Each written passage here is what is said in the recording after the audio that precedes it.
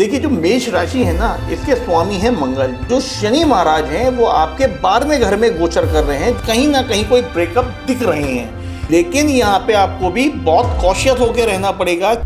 नमस्कार, मैं हूँ एस्ट्रो अमित गुप्ता, जो कि एक ज्योतिषी, वास्तु कंसल्टेंट, पामिस्ट और ग्राफोलॉजिस्ट हूँ। आगामी वीडियो में मैं आपको बता रहा हूँ कि अलग अलग राशियों के हिसाब से आगामी 2026 जो आने वाला साल है वो किस तरीके से जाएगा, उसकी सावधानियां और क्या क्या करना चाहिए वो मैं बता रहा हूँ। धन्यवाद। आइए जानते हैं कि मेष लग्न या राशि वालों के लिए आने वाला 2026 साल किस तरीके से रहेगा। देखिए, ये जो भी मैं आपको प्रेडिक्शंस बता रहा हूँ एक यूनानिमस है। इसके ऊपर मेनली ये डिपेंड करता है कि आपके पर्सनल चार्ट में प्लैनेट्स की प्लेसमेंट किस तरीके से है। एक जनरलाइज वे में है, उसको समझते हैं। देखिए, जो मेष राशि है ना, इसके स्वामी है मंगल, जो कि 16 जनवरी तक तो आपके भाग्य स्थान में है। तो भाग्य का परिपूर्णता के साथ आपको साथ मिलता रहेगा। साथ ही साथ 16 जनवरी के बाद जो मंगल हैं वो अपना राशि परिवर्तन करके उच्चस्थ हो जाएंगे आपके कर्म भाव में। तो कहीं ना कहीं ये स्थिति दिखाती है कि आपके लिए जो एनर्जीज हैं वो बहुत बढ़िया हैं। साथ ही साथ आप अपना जो भी वर्क करेंगे बहुत एनर्जेटिक वे में करेंगे। मोरओवर, मेजर प्लैनेट्स को समझिएगा। जो शनि महाराज हैं वो आपके 12वें घर में गोचर कर रहे हैं, जो आपके कर्म और लाभ स्थान के मालिक हैंगे।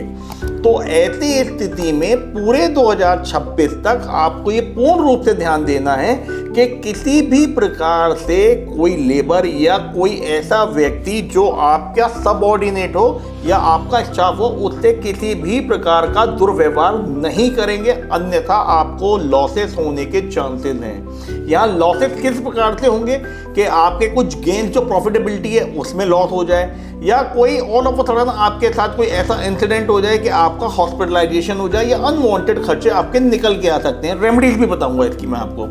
तो ऐसी स्थिति में व्यक्ति विशेष को, जो मेष राशि या लग्न के जातक हैं, उनको समय समय पे कुछ ना कुछ चैरिटी करती रहनी चाहिए, क्योंकि 12वां घर चैरिटी का है। और साथ ही साथ यहाँ पे इस बात का विशेष रूप से ध्यान रखना है कि चैरिटी करनी किसको है।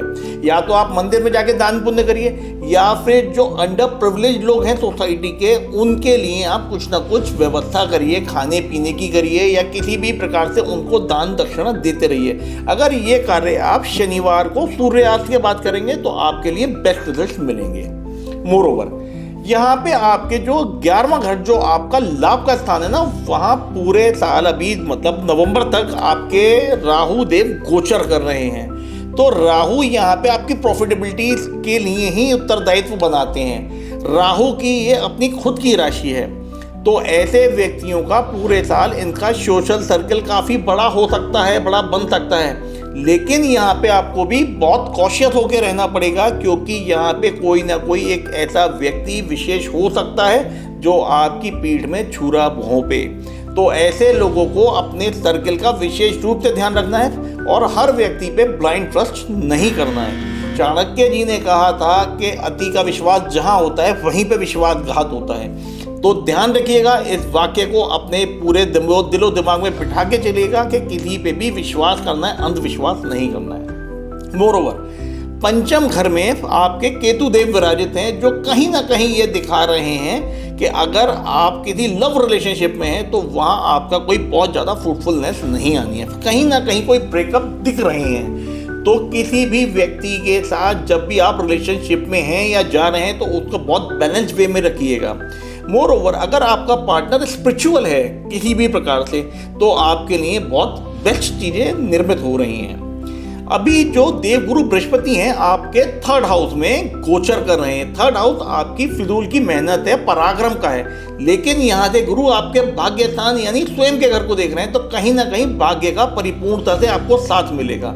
जैसे ही जून में आएंगे, 2 जून में देवगुरु बृहस्पति राशि परिवर्तन करेंगे और वो अपने उच्चस्थ हो जाएंगे 4थे घर में आपकी कुंडली के। तो अगर आप किसी भी प्रकार से कोई वाहन का आप बहुत टाइम से सोच रहे थे खरीदने का, या घर खरीदने का सोच रहे थे, या any sort of renovation you are planning to have in your house, तो वो होते हुए दिख रही है। तो इस चीज़ों का आप बड़ी पूर्णता से लाभ उठाइएगा और अपनी जो प्लानिंग हैगी एटलीस्ट जून तक इस तरीके से फंड्स को मैनेज करके चलिएगा कि आप आने वाले समय में जो आपके ड्रीम थे उनको फुलफिल कर पाएं। एक चीज़ और विशेष ध्यान देने की है कि देवगुरु बृहस्पति जब उच्चस्थ होंगे ना, तो यहाँ पे आपको जो नहीं करना है वो बता रहा हूँ। आपको यहाँ पे फ्री का ज्ञान नहीं बांटना है, क्योंकि ऐसे व्यक्ति जबरदस्ती राय साहब बन जाते हैं, लोगों को ज्ञान देने की आदत होती है। अगर आप फ्री में अपना ज्ञान बांट रहे हैं तो उन सब चीज़ों से बचिएगा। और कोई भी कंसल्टेशन का अगर आप कर रहे हैं, you should charge for that consultation. किसी को भी फ्री में कोई ज्ञान नहीं देना है, अन्यथा आपके लिए देवगुरु बृहस्पति के अच्छे रिजल्ट्स नहीं मिलेंगे। मोर ओवर एक बात और ध्यान देने की है कि ऐसे व्यक्तियों को अपनी वाणी पे थोड़ा संयम रख के चलना है, जरूरत से ज़्यादा बोलना नहीं है। तो वो आप इस तरीके की चीज़ों से बचेंगे तो चीज़ें बढ़िया रहेंगी।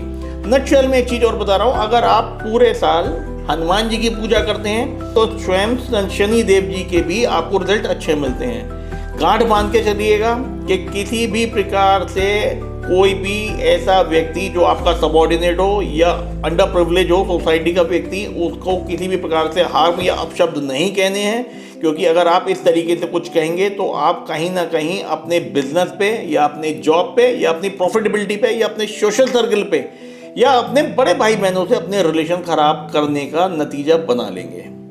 बने रहिए आगे की राशियों के लिए। धन्यवाद।